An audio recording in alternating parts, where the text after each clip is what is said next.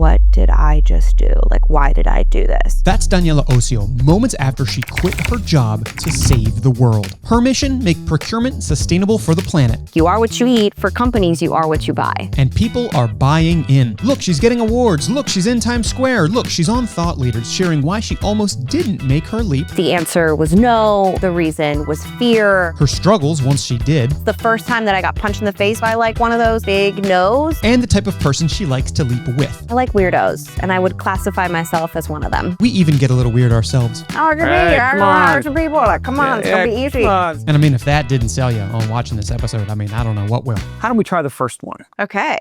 So And also, congrats to you. This is a really cool idea. This is my first time on a podcast like this, or like a video recording like this. Okay, a video one. Yeah, right, I would have assumed, like, with the way you speak, that you would have done them. I've been on podcast, but nothing like this. So I'm excited to be here and excited to try this first one out. Let's see. Cheers. Cheers. And this is more the type of beer that, and I always touch the table first. Customs. And then you lock eyes. Yeah, you've got to touch. Yep. And then you can take the drink. And if not, with the Allegheny Bad luck HYP for like Club. 7 years or something like that. Oh my God, this will only I'm only like 20 days into this thing. So you have to. So I'm going to screw this show from the start. Okay, so let's hear about the beginnings of your entrepreneurial journey, and then let's talk about how it materialized into Kloopify. Yeah. So the beginnings of my journey would probably start as a young buck, 5, 6, 7 years old. So my parents immigrated here to United States. So I'm first generation American. And my grandparents in Venezuela, where my family is from, they were entrepreneurs. They had immigrated to Venezuela to become entrepreneurs. And my father, when he came to the United States, he had a dream to start his own company. And so I would see my dad throughout his life here in the United States, always saying, if you want to change the world, if you want to do something that matters, if you want to be the change, then you have to go out and start a company. You have to be an entrepreneur, because they are the ones that are kind of pushing us forward and creating value and solving some of the hardest problems in the world. And so growing up, my dad would always come to me and say, you got to start a company. You have to start your own company. You have to start your own company. And when I would ask him, well, why haven't you done that, right? Like, why haven't you started a company? Like, your dad was an entrepreneur, like, where are you? But, What did he say to that? He was in the pursuit of the American dream, and in the pursuit of the American dream, his legal status was very much tied with work. And so he has his PhD from Carnegie Mellon, and straight was hired right out of kind of school, but had not, but his status was tied to his employment. I see. My whole life, he just kind of kept on telling me that I should do this, that I should do this. And then during the pandemic, I did what many people did, and I took inventory of my life. And I said, am I doing the things I want to be doing? The answer was no. The reason was fear, and fear is just not a good enough reason. And so quit my very comfortable corporate job where I was climbing the corporate ladder. What were you doing? I was at a company called DuPont. Okay. And worked at a plant in Parkersburg, West Virginia. And so I was an asset scheduler, scheduling lines of manufacturing, went into corporate, went to global risk management, into a global optimization project for their warehousing. Then I went into procurement, which is where I fell in love with procurement. I had studied it in college, but being there, and I was responsible for buying like warehouses, barges, tanks, like very kind of niche logistics things that's like the good old boys network. And then you see me like 22-year-old coming in and being like, hi, yeah, no, you can't get an increase. Thank you so much. Or negotiating terms on a contract and managing, at that point, almost a couple $100 million of spend for a Fortune organization. And then the merger happened. So Dow and DuPont merged into one and then split into 3 publicly traded companies.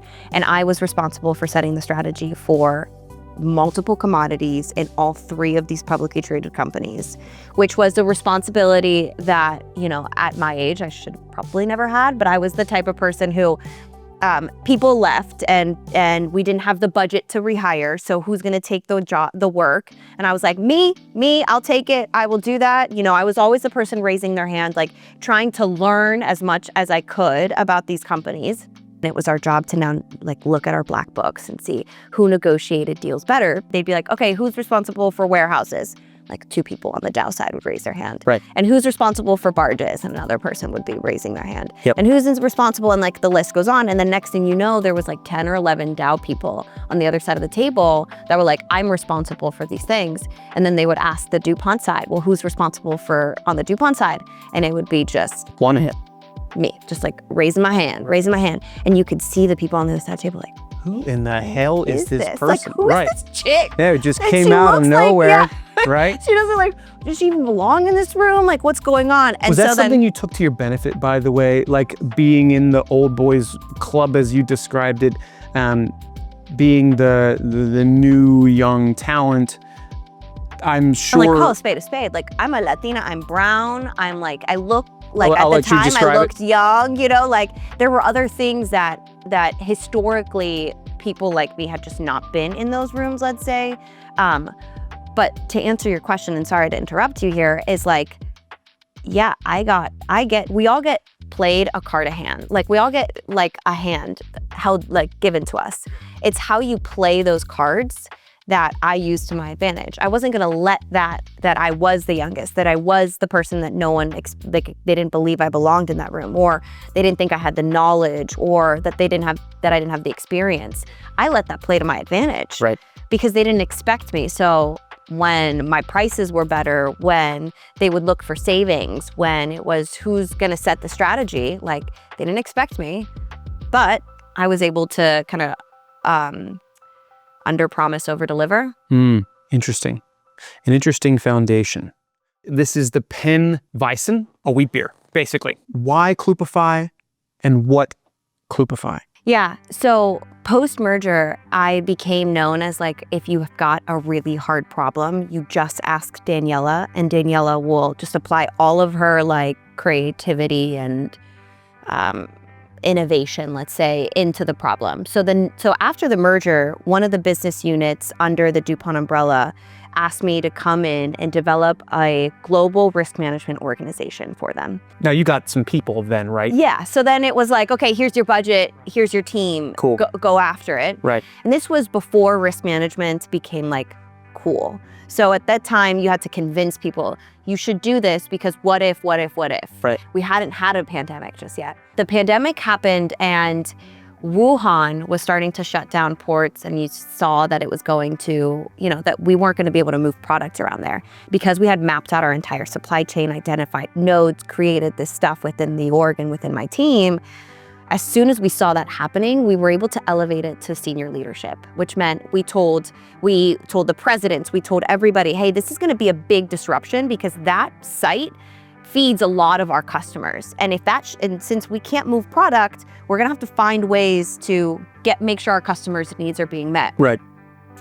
And so we reserved air freight before anyone else reserved air freight during the pandemic.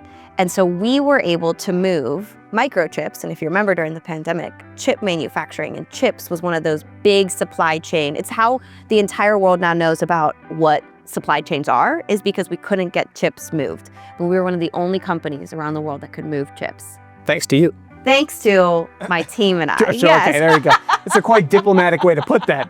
So, okay. And then during the pandemic is whenever I realized the climate crisis is one of the biggest things that's affecting all of us. And, we've always been big in our family about, solving big complex problems, as you can tell. And thus started Kloopify, which was all around how do we operationalize sustainability within organizations. We still didn't make that procurement sustainability click until later on in the journey, when we just started to really become obsessed with, well, how really do we solve this? And you start peeling back the onion, and we started pivoting. So as the company when I quit my corporate job and was Kloopify, is completely different than the company that we see and now know as Kloopify, which is all things sustainability and procurement and bringing those two worlds together. Yeah. I mean, I've seen those two live separately as equally buzzy things, but as soon as you put them together, in my head, and that's because I didn't found Kloopify, I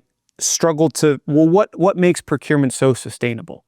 How do you, without spilling the secret sauce, like, well, you use me. Now, how in theory do you do it? Well, listen, 2/3 of a company's money and revenue goes to their suppliers and their supply chain. So it is where a lot of money is being spent. And it's where I knew firsthand we didn't have data around the environmental impact of the things that we bought. And similar to you are what you eat, we know the saying here, like you are what you eat. For companies, you are what you buy. And up to 80% of a company's footprint comes from their supply chain, from their procurement. And who signs the check? Who awards the contracts? Who, says we're going to go with supplier A versus supplier B? Procurement. The procurement team, yeah. Procurement has that wallet. So if we can change the way that we spend money and now incorporate sustainability as a decision-making factor, and I say that really clearly because it's never going to be the decision-making factor. It is always going to be a decision-making factor, because if it means that you're not going to get products, you're not going to use that supplier. If the quality doesn't meet your specs, you're not going to use that supplier. If it's extremely expensive and it eats at your margins, you're not going to use that supplier. But if you've got two options, which many of us do in procurement, and one is much less of an impact than the other, you can now financially reward the supplier that's doing better. You can have to allocate more funds, more money to that supplier, which means that supplier now gets to leverage economies of scale and start making more and start delivering more products that are less harmful to the overall environment. We're going to talk about getting to the gold a little bit here. You build this platform. Do not just kick down the door of Dow/DuPont and say, hey, remember that software that I put together for this? Use me now? I mean, was that not the first thing you did? Because you start the business and then you got to figure out how to get the money to get it going. Yeah. That's a pretty keystone account, I would think, to sell. Yeah. Is that what you did? I tried. What the heck? You were the dynamo that was in the door that was getting all the deals that people were scratching their heads in the boardroom wondering who was that? Yeah. Why the hell would they not? Is this just a pitch for Dow? Are we just gonna ship this back over to them without knowing the story? I could be walking myself into a hole here, but who knows? Why don't you help me dig out of it? Listen, I think I tried to go back to them and tell them this is what we needed to do, and they should be a partner, and we could build together, and we could solve this really big problem, because 98% of all S&P 500 companies publicly announced sustainability goals, and very aggressive ones. And you remember during the pandemic, it was like, name a goal, name a date, we're gonna achieve it. And what they quickly realized is they didn't have the data, the infrastructure, the people.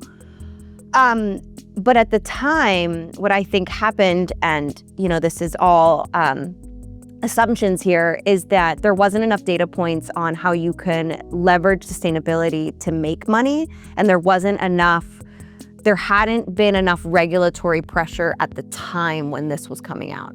So we were in this weird spot where we all knew we were going that way and we had to get there someday, but we weren't ready to make that day today. It hurt. It hurt when I went back to the company that I felt like we had done so much together and I had given so much to, not believe in me to take this risk to co-create with me. It was the first time that I got punched in the face by one of those big no's. But the key was I didn't give up. I knew I was right. I knew what I was saying was right. I knew what my team and what my co-founder and our hypothesis was right. And we were talking to more and more chief procurement officers and people in the industry that were facing these problems and dealing with spreadsheets to try to manage. They buy from thousands of suppliers and buy millions of products, and they're trying to understand the impact at a product level on a spreadsheet. I mean, it's almost a Herculean task. It's impossible to do, and they were failing. I didn't give up. We didn't give up. Kloopify didn't give up, and we continued on going. And the first kind of organization and company, or just organization, to say yes to us was the city of Pittsburgh. We delighted them. The chief procurement officer was like, wow, this is incredible. And Pittsburgh is very bullish, has made a lot of public announcements around sustainability and sustainable procurement, and leveraging their buying authority and their buying power to reward companies and organizations that are aligned with the goals that they want to achieve. And so now we were able to give them data that they didn't have, visibility that they didn't have. And so I'm very grateful to Pittsburgh for many reasons, but most importantly because they didn't have to believe in us or in me, and they did. And we have since built on that momentum and that belief. Pumpkin roll ale. Basically, it's a pumpkin spice latte, but for beer. Cheers to you and like this pumpkin roll, you were on a roll. Was there a moment, perhaps post City of Pittsburgh jumping on, where you realized, oh yeah, I figured it out, Dad. Like, this is gonna work, and I'm starting to solve this huge problem? Oh, good question. I wish it were like a movie and there's this like one moment where you're like Moneyball, he hits the home Yeah, run, and Brad you're Pitt like- looks off and, you're like, yeah, Yeah, right. like we did it. right. But in reality, it's not it. There isn't this one moment. You eat the elephant one bite at a time. You get through it one day at a time. And if you refuse to quit, you'll get somewhere, especially if you have like a very steadfast like North Star. Right. But it was tough and it was hard. And it was truly just getting up every day and doing the things that were gonna make progress that day, that were gonna get you just a little bit closer to the goal that you needed to achieve. And just doing that every single day and having the discipline to know that even when you didn't want to, you had to, and you had no other choice but to show up. There's days where you're driving and you've got the windows down and you're cruising and you're like, no one can stop me. No one can stop me. I dare you. I dare you to try to stop me. And there are other days where you're like in the corner in the fetal position, like, why did I do The parking brakes on and the car's out of gas and I took the tires off myself. And, yeah, exactly. Like I just burnt through my entire savings and I don't know, like, was this a good decision? Yeah, I felt like that in my literal basement. Yeah. If you're not a real entrepreneur if you haven't sat at the edge of your bed going, what did I just do? Like, why did I do this? You know, I must be like the realest entrepreneur of all time then. This is same. But it's about just keep going and just like discipline enough to know that like motivation will come and go, passions will come and go, but discipline has to stay. You ever been to Oktoberfest? I haven't been to Oktoberfest, but I'll do one better. I used to live in Germany. Why were you in Germany? Well, in the pursuit of the American dream, You went to Germany? Yeah, I'll finish that. In the pursuit of the American dream, my father took us all over the world, and one of those places was Germany. Oh, that's awesome. How long would you live there for? 2 years when I was young. Holy cow. And then I really went, like this, by the way. Yeah, me too. Sehr gut, das ist sehr gut. So I bring up Oktoberfest and I share this style for this part of the interview because when I think of that environment, I think of the camaraderie, the people singing together at the long tables and clinking their glasses. I want to know a little bit more about how you build teams, how you grow teams, and a little bit more about your team today. The first person I convinced it'd be a good idea to quit your corporate job and to start a company was... I'm assuming... my father. Dad. Yeah, right. Okay, yeah. So my dad at the time had been in entrepreneurship his whole career, being a love of entrepreneurship and innovation and technology. So always doing things that were cutting edge at the time, right? So solar panels, photovoltaics, 3D printing, and most recently, micromobility and batteries. So he, during the pandemic, or when the pandemic started, was actually living in China. And I told him, come home, let's start this. Convinced him, and then as we were building our team, we had the investors, it was the two of us, and we had some early adoption, early clients, and we quickly realized that in order to build like an AI data tech company, someone's got to know AI and data. And it wasn't going to be me, and it wasn't going to be Nacho while he, oh, by the way, nickname for Ignacio is Nacho. So I'm not calling him a chip, you know, as in the American, it's like in Venezuela, it's Nacho. Got it. So He had a chip on his shoulder, though. yeah, to get out of there and prove everyone wrong, because he had built businesses for these large mammoths to come and acquire, and it was time for him to do it on his own terms. Do you have a nacho on your shoulder also? I do have one. It's like right. You can't be seen. Right. I'll just pop it in. I'll just edit it in. That'll be the thumbnail. Perfect. Thanks for that. Yep. Gonna make my editing job a lot easier. Yeah, wonderful. So then Nacho, and then we brought on our CTO. His name is Nate Good, and he is a multi-exited CTO here in Pittsburgh. Our investors made that introduction to him, and it started off very small, like, you know, fractional, and we have since been able to kind of get him and building on the team. But one thing I realized really quickly as we started to expand past like that core founding team members is that hiring is hard. And finding people is hard. It's one of the hardest things that you could do. And it's been one of the greatest privileges of my life to be able to lead such an incredible group of people that we've been able to bring together. And when you're building team, it isn't just about the skills that the person brings to the table, but it's about the mindset that they bring to the table. Are they willing to have a growth mindset? Are they willing to see problems and offer solutions before even thinking, like being very, growth oriented, where they want to keep expanding their skill set. They want to keep adding value. They manage up, they see opportunities, they bring them to the table. And if you fit that culture and if you fit that kind of mindset, then it's a success. Right. But building team is extremely difficult. And at first, whenever I was starting Kloopify, I was like, come on, how difficult? How hard could it be? How hard could it Right, be? come I on. hired some people. Like, come on, it's gonna be easy. Come on, it's easy. Until the first person or not the first person, but until I brought someone on the team that was wrong for the team. And some great advice that I was given was, hire slow and fire fast. And if there's someone, even if they are the most capable person and they are delivering value, if they don't fit the team, they don't fit the culture, if they don't have your vision and your mission, if they don't have empathy and respect and on kind of the core values that you have in your organization, let them go.